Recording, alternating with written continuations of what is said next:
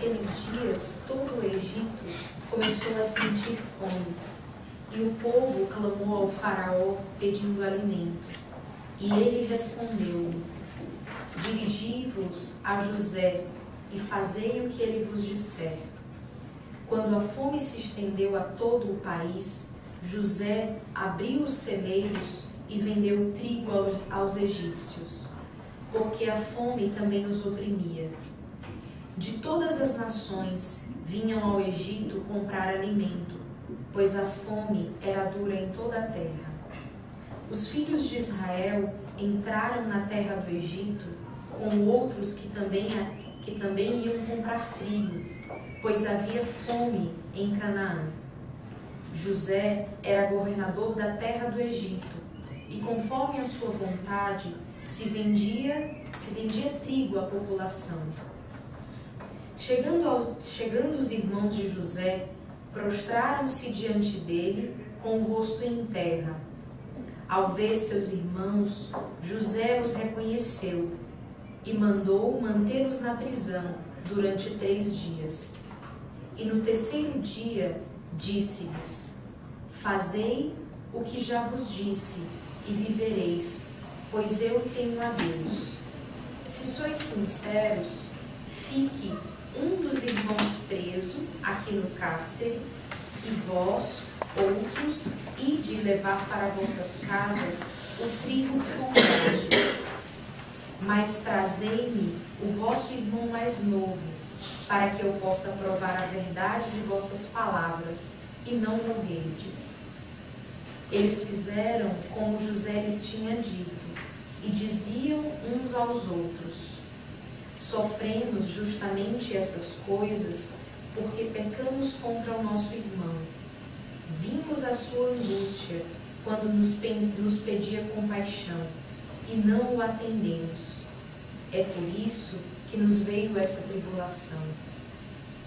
Rubem disse-lhes: não vos adverti, dizendo: não pequeis contra o menino, e vós não me escutastes, e agora nos pedem conta do seu sangue.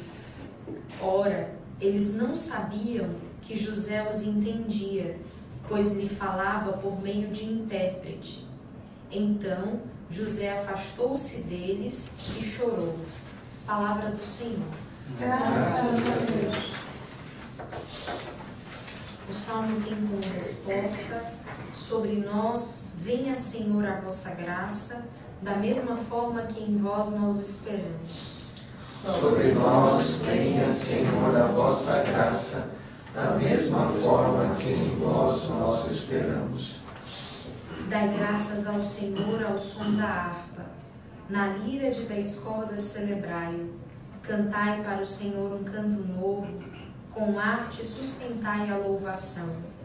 Sobre nós venha, Senhor, a vossa graça, da mesma forma que em vós nós esperamos. O Senhor desfaz os planos das nações e os projetos que os povos se propõem. Mas os desígnios do Senhor são para sempre, e os pensamentos que Ele traz no coração, de geração em geração, vão perdurar. Sobre nós venha, Senhor, a vossa graça, da mesma forma que em vós nós esperamos. Mas o Senhor pousa o olhar sobre os que o temem, e que confiam esperando em seu amor, para da morte libertar as suas vidas e alimentá-los quando é tempo de penúria. Sobre nós venha, Senhor, a vossa graça, da mesma forma que em vós nós esperamos. Aclamação ao Santo Evangelho. Aleluia, aleluia, aleluia, aleluia, aleluia, aleluia, aleluia, aleluia. O Senhor esteja convosco. Ele está no meio de nós. Proclamação do Evangelho de nosso Senhor Jesus Cristo, segundo São Mateus. Glória a vós. Naquele tempo, Jesus chamou os 12 discípulos e deu-lhes poder de expulsar os espíritos maus e de curar todo tipo de doença e enfermidade. Estes são os nomes dos 12 apóstolos: primeiro Simão, chamado Pedro, e André, seu irmão, Tiago, filho de Zebedeu, e seu irmão João, Filipe, Bartolomeu, Tomé e Mateus, cobrador de impostos, Tiago, filho de Alfeu, e Tadeu, Simão, o Zelota, e Judas Iscariotes, que foi o traidor de Jesus. Jesus enviou estes 12 com as seguintes recomendações: não deveis ir onde moram os pagãos, nem entrar nas cidades dos samaritanos, e diante das ovelhas perdidas da casa de Israel, em vossos caminhos anunciar: o reino dos céus está próximo. Palavra da salvação. Glória a vós. Louvado seja o Senhor Jesus Cristo. Assim seja louvado. Em muitas interpretações cristãs, pela primeira leitura que nós acabamos de ler, né, José é visto como um prelúdio do Cristo Jesus, né? Aquele irmão que é sacrificado pelos próprios irmãos, mas que vai ser o redentor dos mesmos, né? No final da história de José, nós sabemos o que aconteceu, né? José acaba salvando estes mesmos irmãos que tentaram contra a sua própria vida, né? E Jesus, numa paráfrase, vamos dizer assim, ele é o nosso irmão que foi entregue por nós, pelos nossos pecados, mas em resposta às nossas traições, em resposta às nossas fraquezas, ele vem responder com a sua infinita misericórdia, baseada também numa atitude justa de nos elevarmos cada vez mais a Deus. Não é à toa que dentre os 12 Jesus chama homens muito fracos.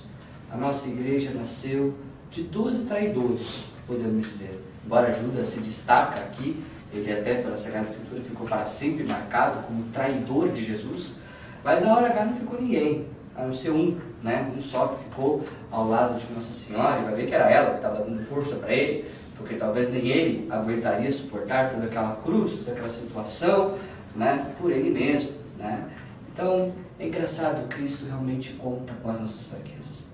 Cristo realmente faz com que essas fraquezas nossas, quando levadas a Ele, se transformam em fontes de graça e abundância.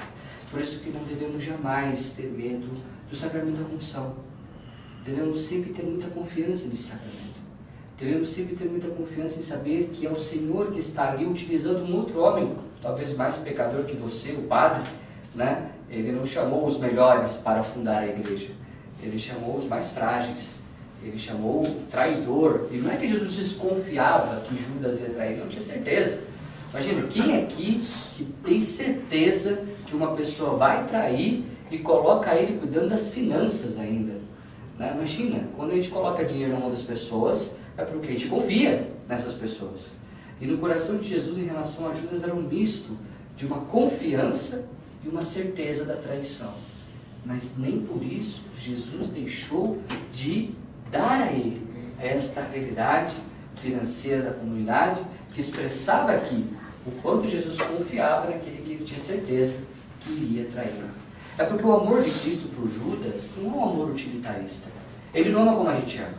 A gente ama as pessoas que correspondem às nossas expectativas. A gente ama as pessoas, aquelas que nunca nos traem, que nunca nos decepcionam. Jesus ama as pessoas pelo que ela é. Se é traidor, vai amar por ele ser traidor. Se é confiante, é porque então vai ser confiante. Mas Jesus, ele não nos ama com essa coisa do tipo, ele corresponde às minhas expectativas, então é por isso que eu vou amá-lo. Ao contrário, parece que Jesus manifesta mais amor àqueles que não correspondem às expectativas. Porque no final das contas, ele veio para os pecadores. No final das contas, ele veio para aqueles que mais necessitam. Quisera nós aprendermos a amar como Jesus amou, a ter esse coração que se atrai àquelas pessoas que mais nos decepcionam, que mais nos machucam, que mais nos ferem. Como é difícil ter esse coração. Talvez participando mais do sacramento da confissão, nós vamos aprender a ter, porque nós vemos agora como Jesus nos trata, mediante as nossas traições, mediante as nossas fraquezas. Ele vem com o seu bálsamo de misericórdia nos auxiliar. Ele não descarta-nos por causa dessas fraquezas. Frequentando mais o sacramento da confissão, nós sempre vamos ter a lembrança de como Deus nos trata em nossos pecados. Com isso, então, vamos sim ter a graça que o próprio sacramento da confissão nos dará, juntamente com a comunhão, de amar como Jesus ama. Por mais difícil que seja a pessoa, por mais distante que ela seja do meu coração, humanamente falando, o Cristo Jesus é quem vai aproximar dela, para que possamos ter esse reino dos céus, que os discípulos são chamados a anunciar. No reino dos céus não vai ter espaço para ressentimento. No reino do céu não vai ter espaço para rancor. No reino do céu não vai ter espaço para divisões, que, pela própria palavra, né, diabólica, até redundante aqui, né, porque diabolos quer dizer exatamente divisão. Né? Não vai ter espaço para nada disso. Como está o seu coração? Seu coração está muito ferido, rancoroso, chateado com os vários Judas que se apresentaram na sua vida? Nesse momento eu te recomendo o sacramento da confissão. Porque assim você também vai perceber a gravidade das suas faltas e como é que Deus te trata frente à sua misericórdia. E aqui também nós vamos então aprender a tratar as pessoas com a mesma misericórdia que Deus nos dá em cada momento que recorremos à sua bondade. Louvado seja nosso Senhor Jesus Cristo. Para sempre seja louvado.